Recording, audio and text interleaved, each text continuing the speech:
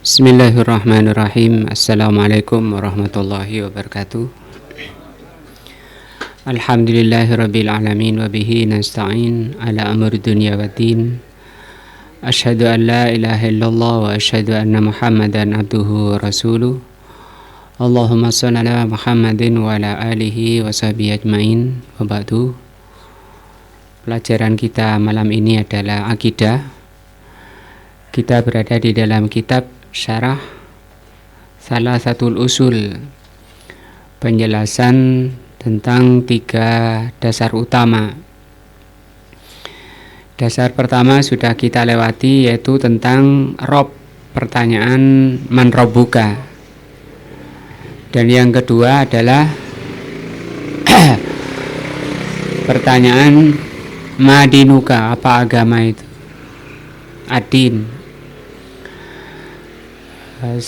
Adin sudah kita terangkan bahwa ada 3 rukun, yaitu Islam, iman, dan ihsan.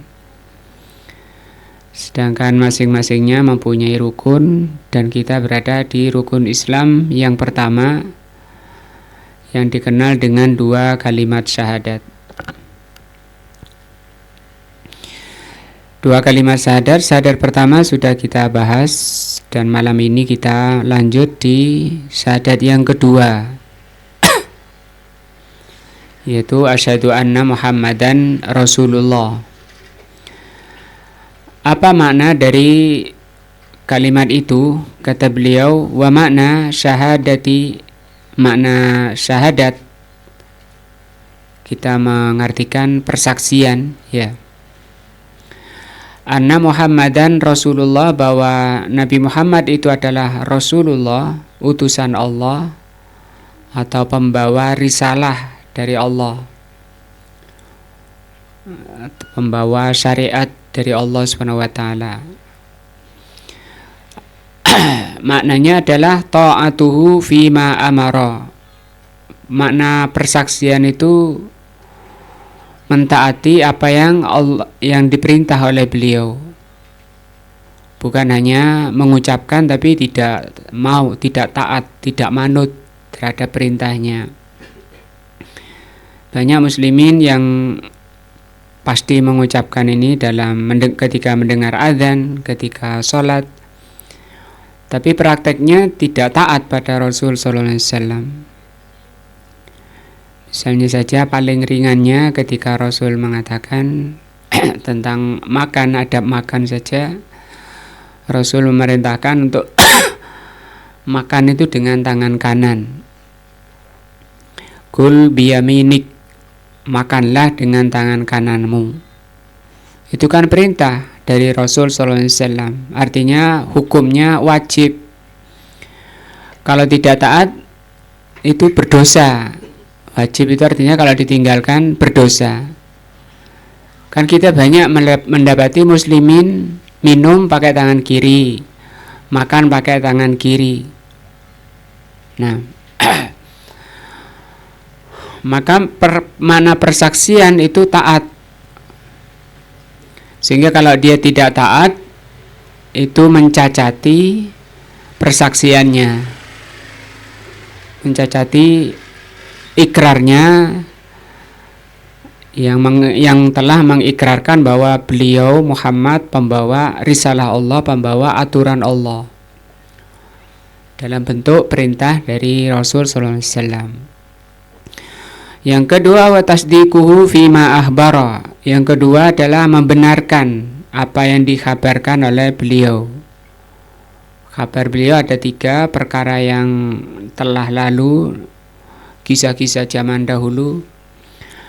Yang kedua yang akan datang, dan yang ketiga yang sedang kita alami. Selama itu sahih dari Nabi, maka kita wajib membenarkannya. Yang ketiga, wajtinabu ma'anhu naha wa zajara, menjauhi apa yang beliau larang. Yang tidak larang beliau adalah dijauhi, haram dikerjakan. Nah, yang keempat, wa alla ya'budallahu insyaallah ini ya'budallaha ini tidak beribadah kepada Allah illa bima syara'a. Di sini budallahu juga bisa ini di majhul namanya. Kecuali dengan apa yang beliau syariatkan.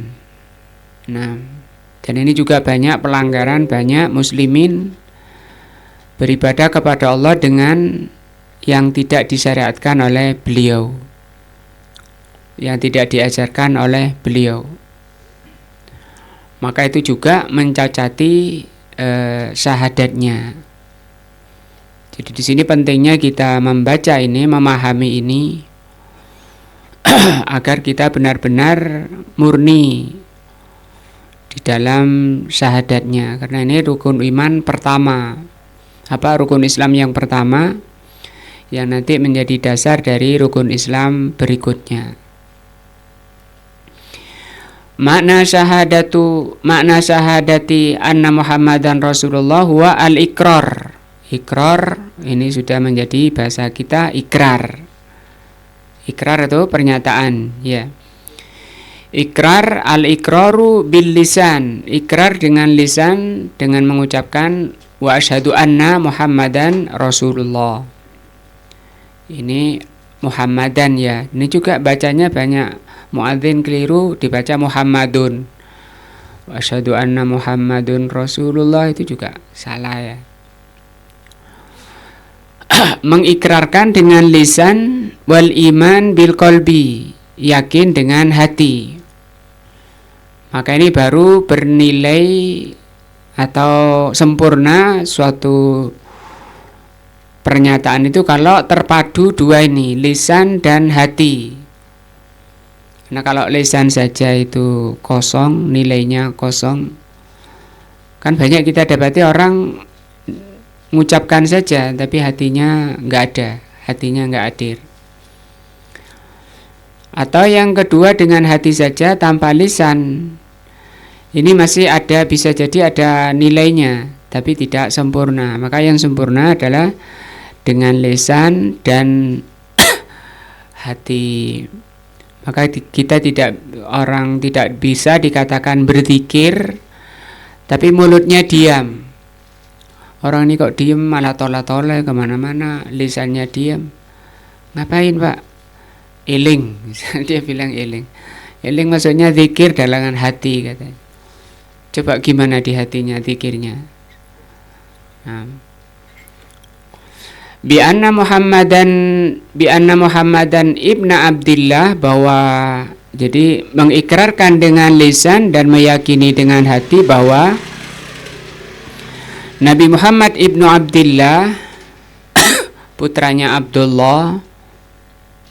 Ini namanya saja yang bagus, Abdullah.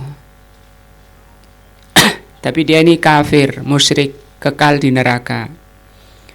Bapaknya beliau sallallahu alaihi wasallam. Makanya ini juga terjadi banyak pelanggaran, muslimin memuji-muji ini Abdullah, Sayyid Abdullah. Nih pujian-pujian itu. Ya. Sayyid artinya itu pengagungan, bentuk pujian kepada orang. Nah, Al-Quraisy, orang Quraisy ini kabilah terbaik di dalam Arab adalah Quraisy. Al-Hashimi, dan di dalam Quraisy ada mengecil lagi Bani, kalau kita Bani kalau di Indonesia, ya, Bani Hashim. Nah, ini yang pilihan dari Quraisy lagi. Tapi Quraisy ini juga terbaik dari kabilah-kabilah Arab. Jadi Nabi Muhammad itu terbaiknya di dalam keluarga di Bani Hashim. Kemudian Bani Hashim ini terbaik dari Quraisy. Quraisy ini terbaik dari Arab. Adapun Arab itu terbaik dari seluruh bangsa yang ada di dunia ini. Jadi tidak ada bangsa yang melebihi kebaikan bangsa Arab. Nah, maka ada tokoh orang Indonesia, orang Arab malah mencela Arab. Nah, maka kata Rasul sallallahu alaihi wasallam, bughdul Arab minan nifaq, membenci Arab itu termasuk kemunafikan. Kalau membenci person orang Arab karena kekufurannya, kemunafikannya, kesyirikannya itu tidak apa-apa. Seperti kita membenci Abu Jahal, karena orang Arab. Abu Lahab, itu sunnah, itu membenci membenci musuh-musuh Rasulnya. Beliau adalah Rasulullah, utusan Allah Azza wa Jal, ila jami'il khalqi, kepada seluruh makhluk, minal jinni wal ins, baik jin maupun manusia. Rasulnya adalah Nabi Muhammad sallallahu alaihi wasallam. Kama qala ta'ala, sebagaimana firman-Nya, wa ma khalaqtul jinna wal insa illa liya'budun. Surah Az-Zariyat ayat 56. Wala ibadata lillah, dan tidak ada peribadatan kepada Allah Ta'ala illa antariqil wahyi. Kalau mau dikatakan ibadah, itu tidak sah, ibadah itu tidak diterima kecuali dari wahyu. Alladzi ja'a bihi Muhammadun sallallahu alaihi wasallam, yang dibawa oleh beliau sallallahu alaihi wasallam. Wahyu itu ada dua, ada Al-Qur'an dan As-Sunnah. Maka kalau mau mengamalkan suatu amalan, harus dipastikan dulu kesohihan dalilnya. Karena Rasul mengatakan, man amila amalan laisa alaihi amruna fahuwa raddun. Barang siapa mengamalkan satu amalan yang bukan dari Rasul, maka itu tertolak, percuma, walaupun seluruh manusia menganggap baik. Misalnya dalam hadis lain beliau mengatakan, man ahdatsa, barang siapa mengada-ngada, fi amrina, dalam urusan agama, fahuwa radd, maka yang diada-adakan itu tertolak. Nah, cuma sayangnya banyak muslimin lebih semangat mengamalkan amalan yang diada-adakan, yang enggak ada contohnya. Nah, kama qala ta'ala, tabarakalladzi, maha barakah Allah, alladzi nazzalal furqan, yang telah menurunkan Al-Furqan. Ini nama lain dari Al-Qur'an. Ala abdihi, kepada hambanya. Yang dimaksud adalah siapa? Rasulullah SAW. Allah menjuluki beliau sebagai hambanya. Dan di sini kalau diartikan hamba Allah, di sini nyanya, kata ganti di sini kembali kepada Allah Azza wa Jalla. Dan ini bentuk pemuliaan kepada beliau.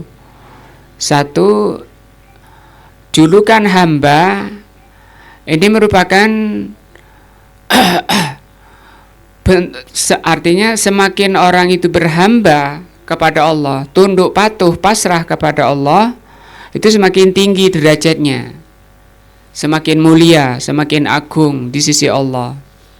Sehingga di sini diangkat oleh Allah dengan perkataan hambanya.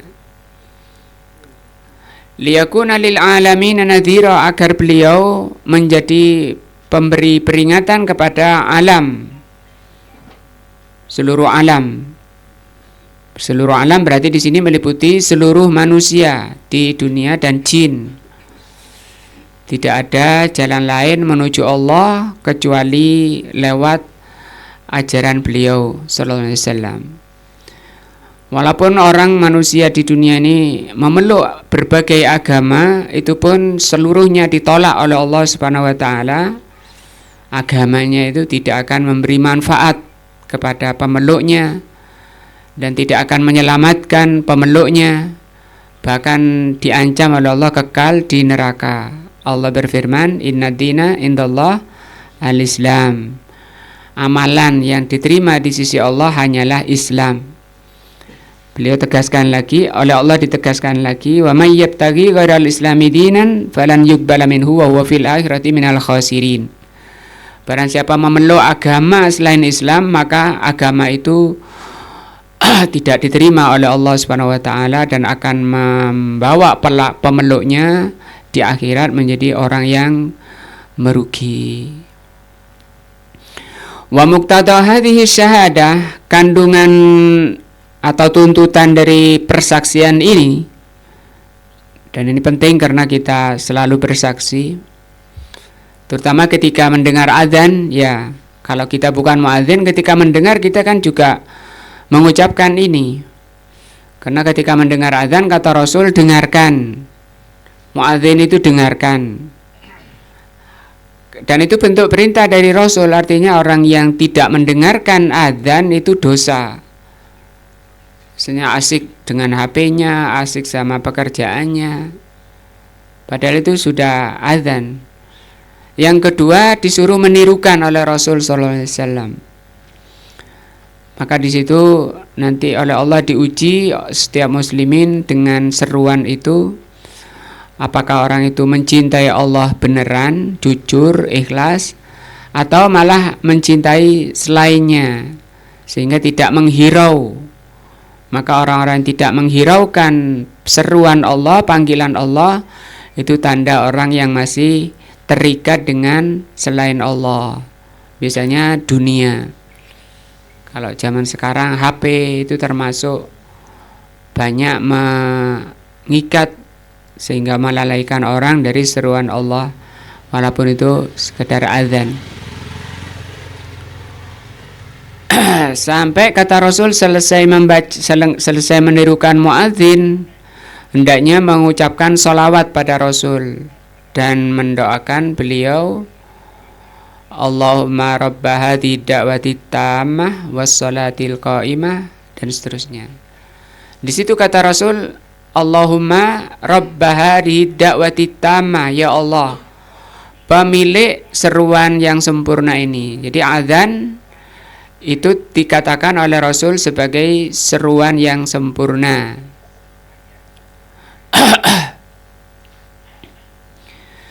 Seruan yang sempurna kalau kita pelajari dari sini, mulai dari Allahu Akbar, Allah yang maha besar, artinya tidak ada yang lebih besar dari Allah yang harus ditinggalkan selain daripada seruan Allah ketika dipanggil dengan azan itu.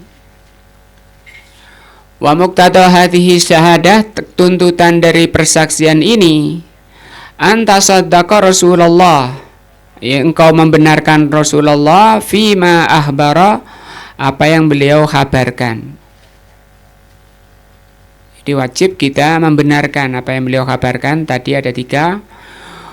Wa antam tasila amrahu fima amara, yang kedua melaksanakan perintahnya. Wa antajtaniba ma'an hunaha wa zajara, yang ketiga menjauhi apa yang beliau larang. Yang keempat, wa alla ta'budallaha illa bima syara'a, engkau tidak beribadah kepada Allah kecuali dengan apa yang beliau syariatkan.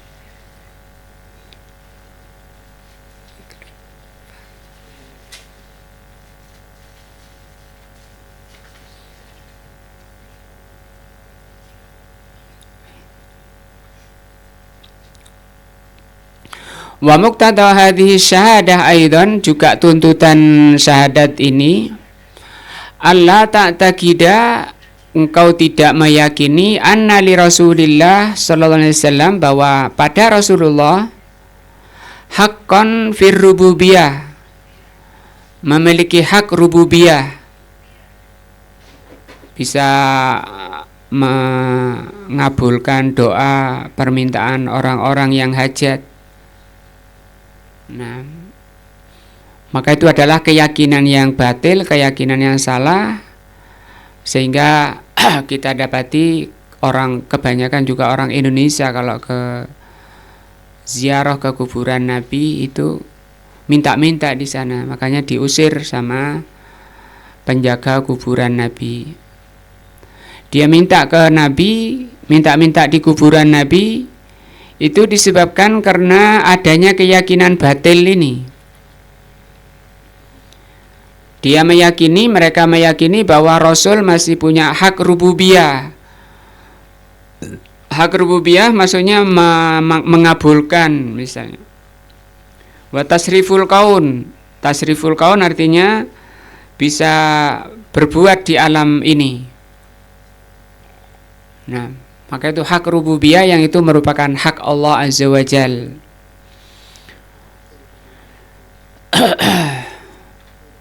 Kalau sampai minta-minta kepada Rasul itu masuk kepada syirik besar yang bisa membatalkan syahadatnya ini.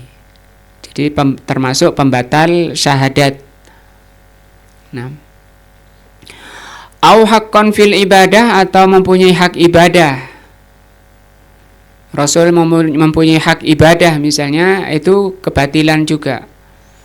Dan bisa syirik kalau sampai beribadah pada Rasul misalnya minta-minta ke sana.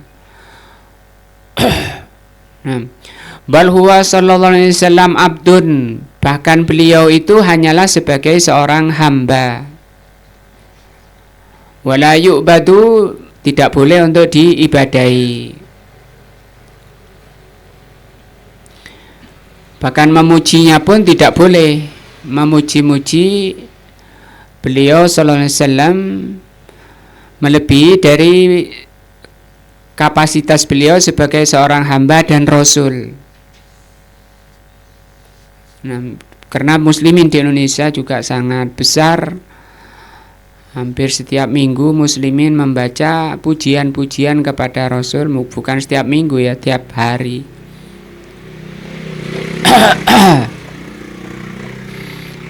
Termasuk kitab Al-Barzanji itu isinya pujian-pujian yang ghulu, berlebihan. Di sana ada pernyataan antanurun fauqanur. Kau itu adalah cahaya di atas cahaya. Meyakini, terutama di medsos-medsos belakangan ini banyak kelompok sufi yang menyatakan bahwa Allah menciptakan seluruh alam ini dari nur Muhammad.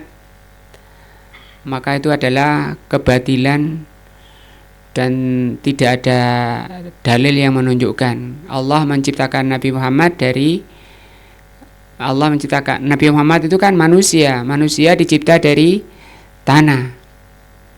Min solsolin kal fakhar wa khalaqnal, apa itu di surat Ar-Rahman?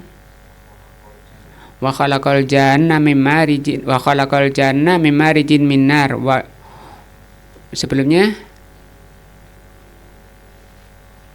Pak Jazuli, sebelum wa khalaqal jan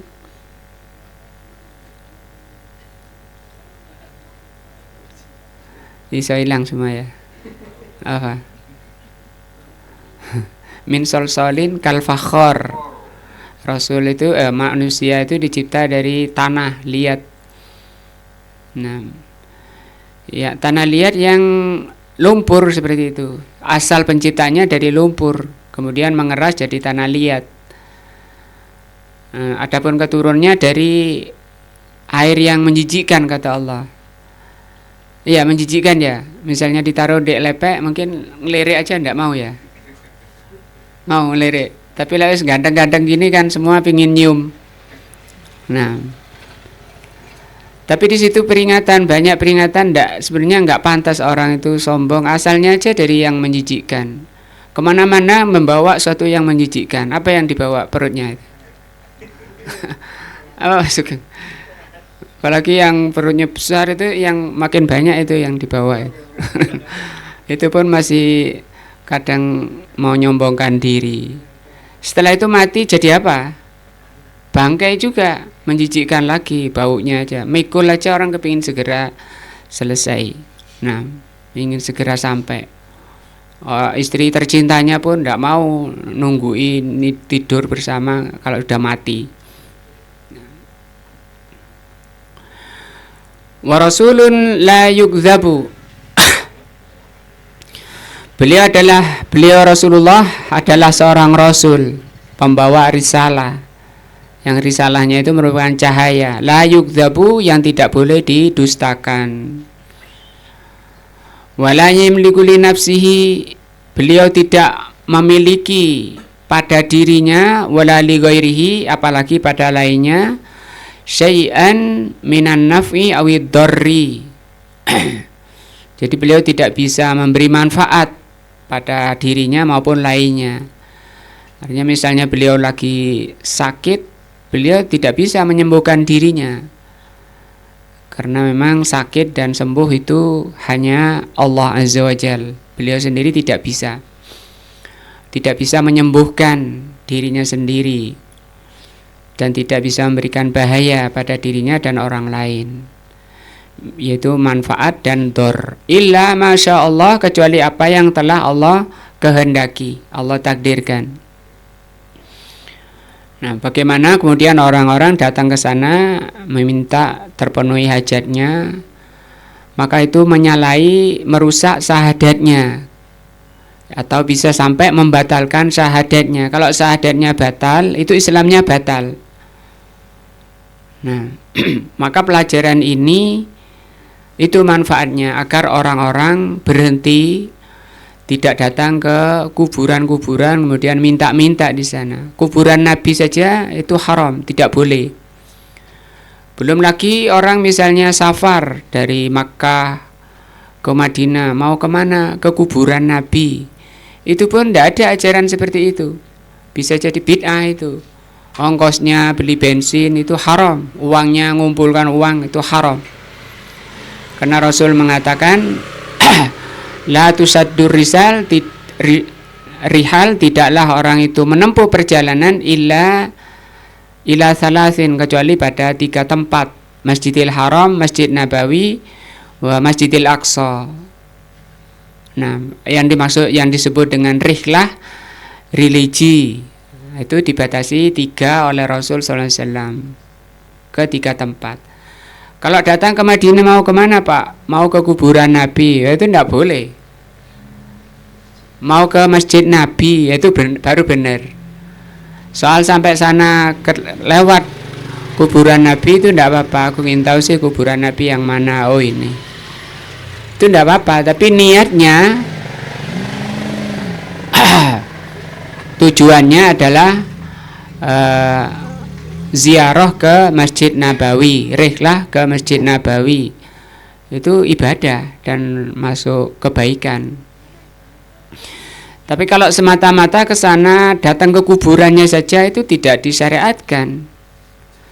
Para sahabat di mana-mana mencar ke seluruh dunia juga mengucapkan sholawat pada Rasul, ya di tempatnya masing-masing, dalam sholatnya, ketika diam-diam baca sholawat pada beliau sallallahu alaihi wasallam.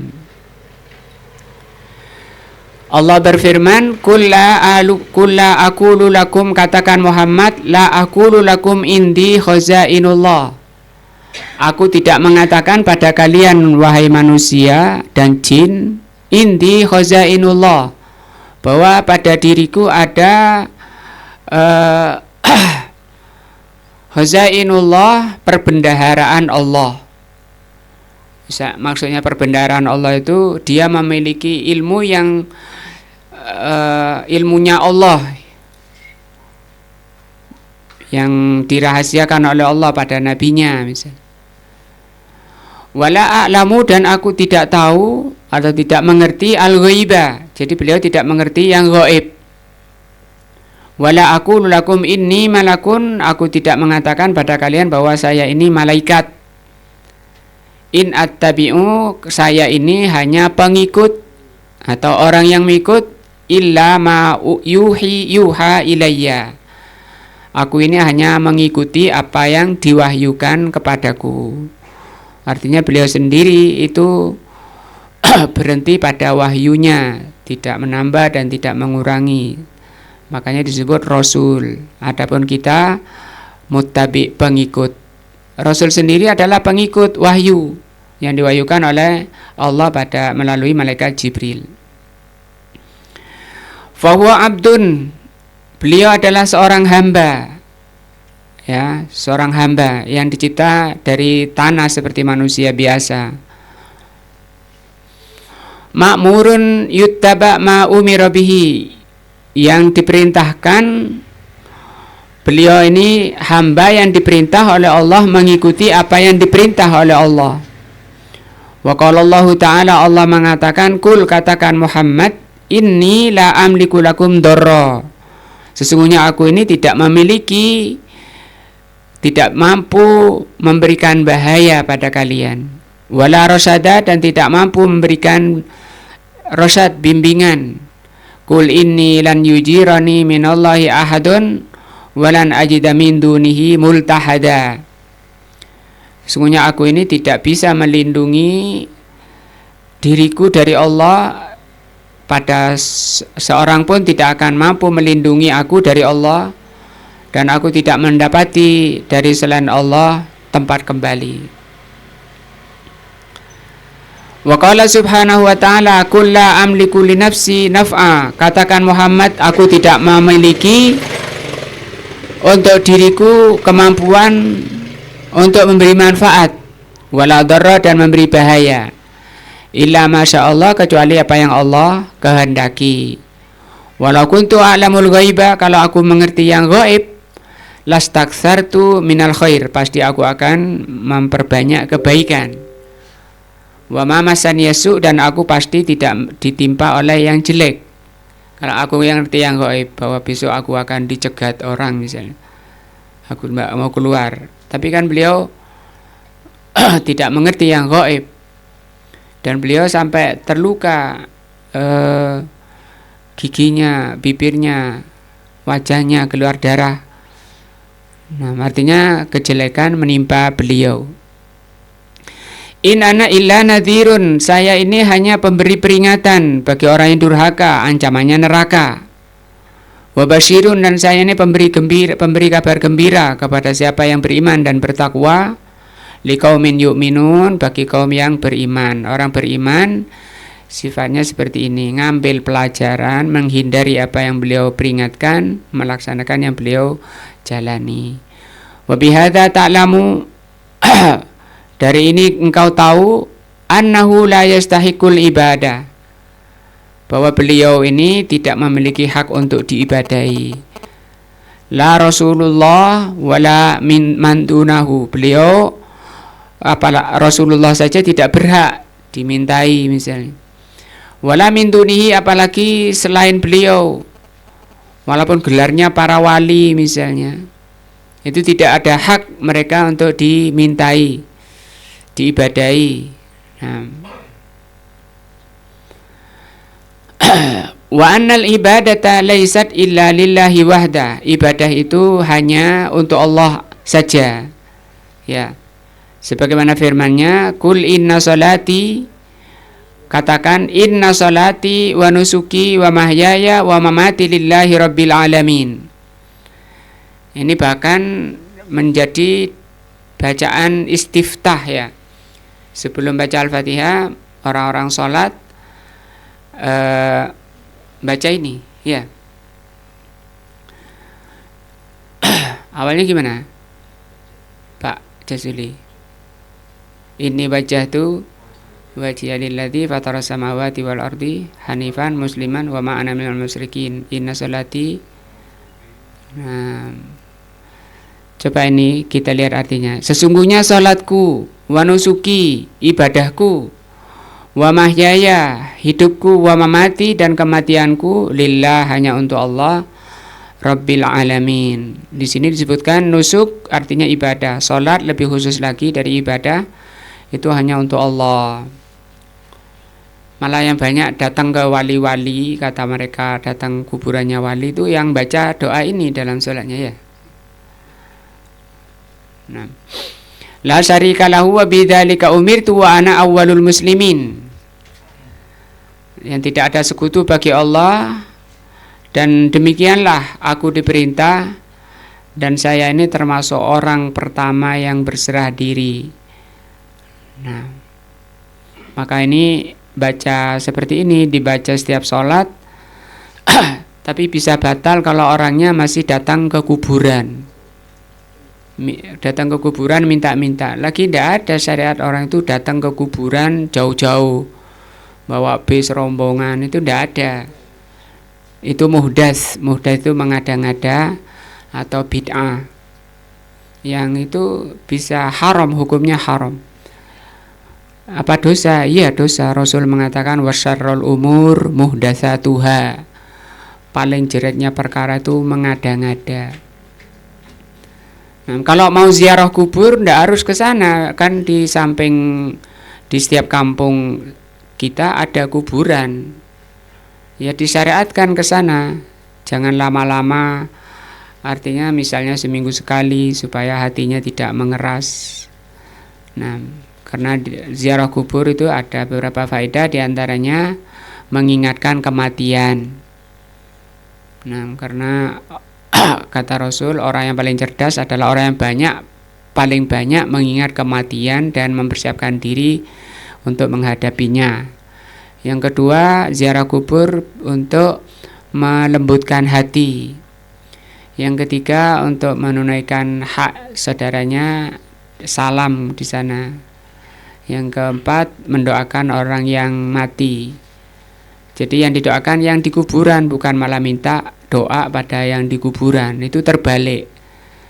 Kenapa terbalik? Didorong oleh keyakinan yang batil. Nah, tadi itu keyakinannya salah. Wa anna haqqahu, bahwa hak beliau alaihi salatu wassalam, an tunazilahu al manzilatal ladzi anzalahu Allahu ta'ala iyyaha. Yang wajib bagi kita menunaikan hak beliau. Bagaimana engkau memposisikan beliau sallallahu alaihi wasallam sebagaimana posisi yang Allah posisikan beliau. Wa huwa annahu Abdullah wa rasulihi, Abdullahi wa rasuluhu, bahwa beliau adalah hamba Allah dan Rasulnya. Salawatullah wa salamuhu alaihi. Tadi ya, di cara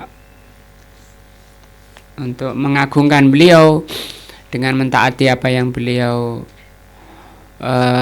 ajarkan, penuh dengan kecintaan, penuh dengan pengagungan ajaran beliau, karena ajaran beliau adalah as-siratal mustaqim. Juga tidak perlu mengingat beliau, mengagungkan beliau dengan mengadakan peringatan kelahirannya. Itu tidak diajarkan oleh beliau.